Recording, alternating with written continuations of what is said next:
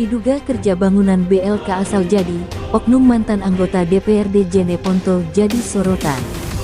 Jeneponto, dimensitv-news.com.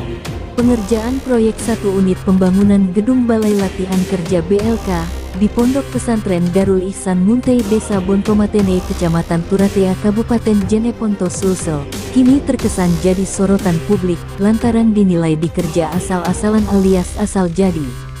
Hal itu dapat tergambarkan seiring dengan adanya penampakan fisik dinding tembok bagian belakang bengkok-bengkok dan pasangan atapnya miring dinilai lari kurang lebih 10 cm dan plafon tergenang air di musim hujan. Juga pasangan tegelnya pun tidak ketemu notnya, karena diduga keras tegel bekas dibeli dipasangnya.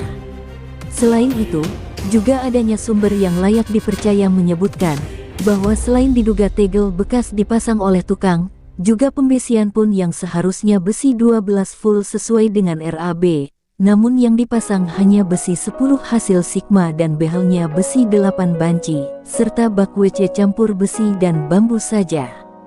Padahal kata sumber, mengingat besar dananya digelontorkan oleh Kementerian Tenaga Kerja RI yang berasal dari APBN sebesar 500 juta rupiah, tidak selayaknya bangunan balai latihan kerja di Pondok Pesantren Darul Ihsan Munte ini dikerja asal-asalan alias asal jadi.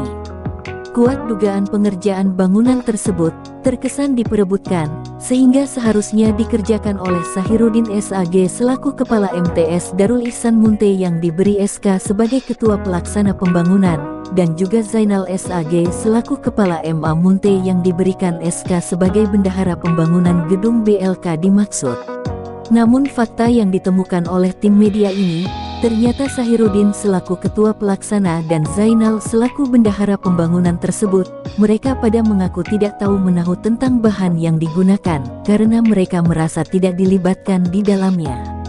Sekaitan dengan itu, Hasrul atau lazim disapa Karaeng Lolo yang bertindak sebagai pelaksana suami dari sekretaris bangunan tersebut ketika ditemui 2 kali di salah satu kafe pekan lalu, membantah semua indikasi temuan yang dinilai tidak sesuai dengan RAB. Menurutnya, dia menggunakan bahan sesuai dengan RAB. Besi yang saya beli adalah besi 12 dan besi 10 serta besi 8 dan kalau bak WC itu hanya di sampingnya pakai bambu sebagai penahan, dan itu sudah dicabut juga tegel bukan tegel bekas tapi baru serta atapnya miring hanya karena pasangan kusen yang lari keluar. Jelasnya. Namun alasannya itu, menurut salah satu warga yang mengaku berpengalaman mengatakan, bahwa miringnya pasangan atap, karena miringnya pasangan dinding tembok belakang atau bangunan itu tidak siku.